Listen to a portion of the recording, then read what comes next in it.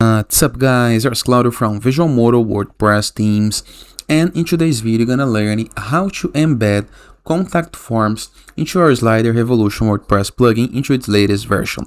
But before we can continue, please take a moment to hit the subscribe button, like this video and share this content for a friend of yours. You have no idea how much it helps us. After this, go to your WordPress dashboard. To access the dashboard, into the browser address bar, enter your domain plus WP-admin, enter with your login credentials, review the left sidebar of menus, and go to contact or go to our contact form plugin and find the plugin shortcode. I'm using contact form 7 to the side, so here is the shortcode. I'm gonna copy this code just like this. Then review the left sidebar of menus on your site once again and click on Slider Revolution.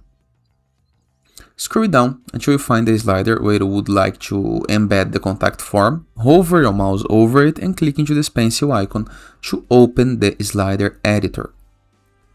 Once right here, review the upper left corner of my screen. We have Slider Revolution logo, settings, slides, timeline, layers, and add. Click on add.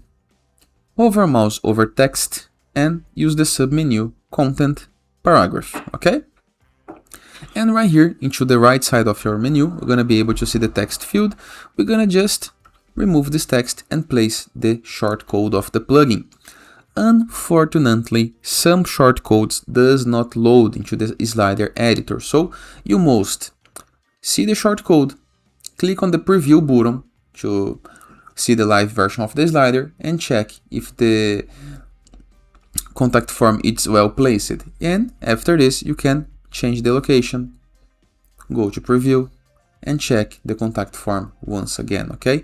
It's hard, I know, but I hope Slider Revolution fix it into some future update.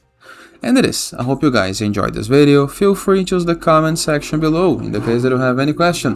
And I'll see you guys tomorrow. All the best!